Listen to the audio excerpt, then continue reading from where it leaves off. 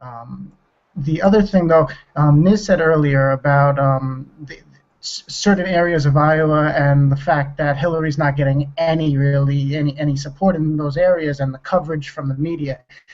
I'd be interested to see how they spin that or how they report it, because I find it I would not believe that they would actually give true attention to the fact that Bernie's getting that type of support. So I'd be curious how they spin that. Just an example, in the past 2 weeks, and I know that I would imagine everyone here has heard about it, in the past 2 weeks there were over 30 to 35 marches throughout the country for Bernie. Right. I was at the one in New York City on Saturday. It was an incredible experience. But they didn't report. I haven't seen a single report. I don't know if local media possibly did, but I don't really watch cable news myself. But I haven't seen anything on the internet. I haven't seen any word about it reporting. So it would be really interesting how they actually discuss the fact that Hillary isn't getting any support in certain areas, or very minor support for that matter.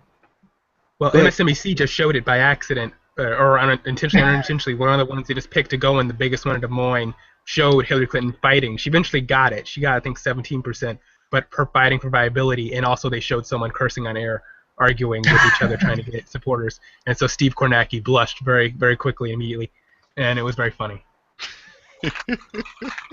We want those headlines. We want some good headlines out of this, because it's really a battle. And this is the bigger, broader narrative is this very nefarious. I'm going to go to a no on this. This very nefarious narrative that Bernie Sanders isn't a viable general election candidate when Bernie Sanders is a viable primary candidate against your heir apparent, right? If your heir apparent can't win decisively in the primaries, how do you expect her to win decisively in the general election? It doesn't follow, but it's a non sequitur. But to a lot of people, it makes just common sense that Hillary Clinton is going to perform better, but right now she's fighting for her political life. Well, also, I'd like to just mention, I don't know if you mentioned this before, but looking at... You cut off my Noah. Hold on, man. Hold on. Oh, sorry.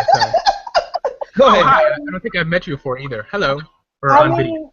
This whole thing with political viability, here we are. I mean, everybody can say this is not 2008 and he's not Obama. No, he's not. He is a seasoned politician, a seasoned senator. He has a very, very long record in history for fighting for what a lot of Americans support and believe in. Universal health care is one of those single payer. That's one of those prime examples of something that the majority of Americans are for. And yet you even have supposed progressives trying to teach us and explain to us that no, that's bad. Right. This viability issue, because under the current system, you have people who are trying to protect their position. People are trying to save their jobs right now. When you have mainstream media pundits, when you have these different politicians saying, no, that's pie in the sky. That's imaginary. That's this, that, and the other. A lot of stuff was impossible. People say that's impossible. The fact that Obama was elected in 2008 as a black man in America was impossible. I mean, the fact that here we are, barely 50 years after the Civil Rights Movement, and there are so many advances. I mean, we have a lot of areas where things have not advanced really incrementally or not at all. But we do have certain advances. The fact that we're all sitting here discussing voting, with how many black people sitting here, I mean, there's so many advances that have been made. There's so many things that used to be impossible that became possible because everyday average Americans came together and made it happen. So I don't accept the impossibility. I don't accept any of that stuff. I don't feel that voting and supporting Bernie is like a waste of my vote or whatever. The more and more people who listen to him, the more and more people who become involved, the more and more people sit down and really educate themselves on the issues that are at stake, we have a stronger and stronger chance. When you look at the matchups, right? When you look at the matchups, he's doing better than she does in those matchups. And people can say, oh, it's early, that doesn't really matter. You're right, because the farther along we go, the more support we continue to pick up. You have very few people who go Sanders-Clinton, but you got a lot of people who go from undecided to Sanders or Clinton to Sanders. So this viability nonsense, it's just a scare tactic, and that's what we've been seeing. We've been seeing supposedly progressive liberal media and supposedly progressive and liberal candidates, politicians, pundits, etc., trying to scare us. Joy Reid, someone who I've been like, oh my God, I love you so much until now. Because even some of her tweets and stuff, she's like, well, Occupy only knows about shutting stuff down. Occupy is not about a viable movement to build a campaign around. There's so many disparaging and hateful comments that are said by people because they're mainstream and they're right, so it has to be, what's up. And again, we're fighting for change, for positive forward movement. I mean, so this whole like he's not viable, it's a tactic. It's a scare tactic because they want to move us farther back to the middle, to the right, to vote for Hillary. And y'all competing over there, y'all so focused competing against the GOP that you have lost. You've lost. Everybody loves Obama so much today because that's what Hillary is deciding is going to be now her new thing, is she loves Obama and she's going to be Obama's, heir. You're the same people who did not want Obama campaigning for you, which is why we lost so much. You're the same people who kind of left Obama out to dry, and we have the Congress. Not only the Congress, really, our state houses are a mess. Has anyone looked at the map of state houses across the country? It's so red, it is unbelievable. Yeah. So we have an issue, and the Democratic Party is going to hang itself, trying to, drive this narrative that only Hillary Clinton can save us. There was, my last point for right now, there was a preliminary autopsy report that was commissioned by Debbie Wasserman Schultz, the DNC.